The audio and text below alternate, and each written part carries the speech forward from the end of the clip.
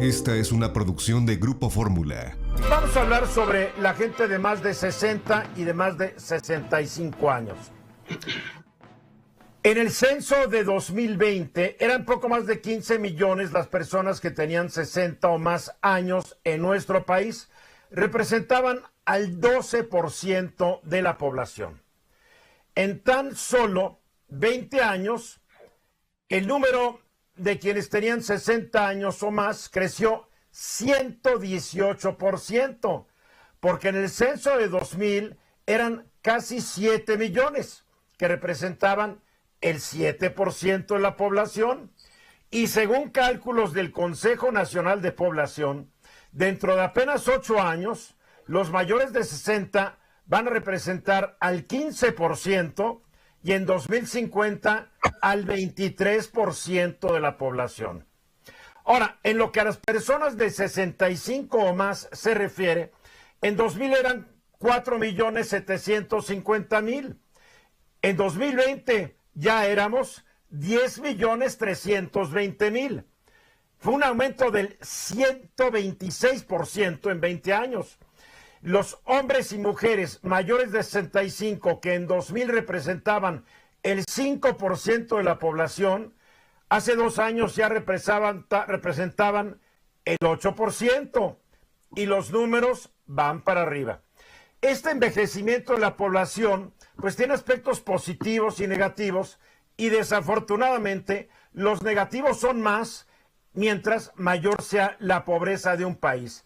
Y México, no nos engañemos, es un país pobre. Por más que los cuates de Liliana y de otros y de Álvaro nos quieran poner como un país de alto desarrollo económico, la verdad no lo somos. A ver, entre los negativos están lo que 2 académicos de la Universidad de California y Hawái publicaron en un artículo que se llama El costo del envejecimiento, que se publicó en marzo de 2017 en la revista Finanzas y Desarrollo, que publica el Fondo Monetario Internacional. ¿Qué es lo que escribieron? El envejecimiento de la población y el crecimiento más lento de la fuerza laboral afectan la economía de muchas maneras.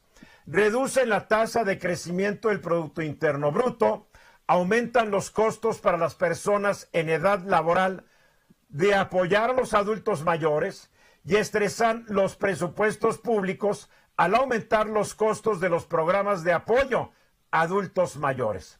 Y afirman que muchos estudios han encontrado que el crecimiento del Producto Interno Bruto, del famoso PIB, se desacelera aproximadamente 1:1 en la disminución de la fuerza laboral y el crecimiento de la edad de la población. En México ha ido en aumento una tasa que se llama la tasa de dependencia de la población envejecida.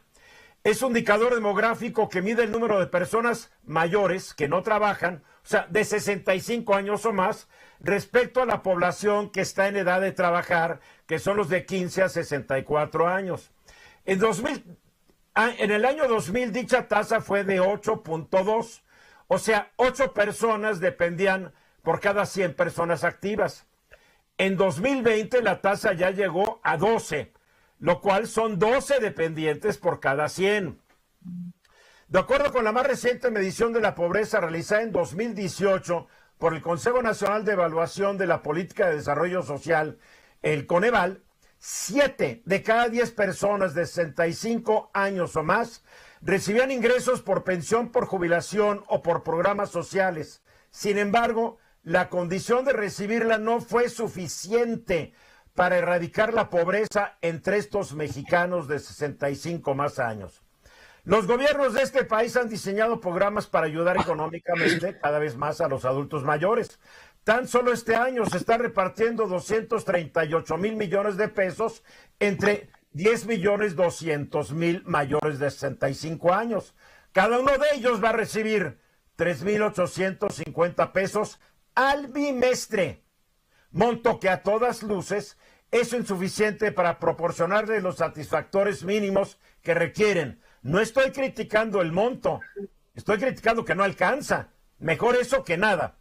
Ahora, es un hecho que cada año van a ser más los hombres y mujeres que van a enfrentar una muy difícil situación en el ocaso de sus vidas, porque el país, desafortunadamente, no ha hecho durante sus 200 años de existencia lo necesario para tener los recursos suficientes para garantizarle a tantos mexicanos una vejez digna, cómoda y feliz. Así está el asunto, Liliana. Sí, Eduardo, yo creo que el problema es sumamente importante y a veces no se habla de él demasiado.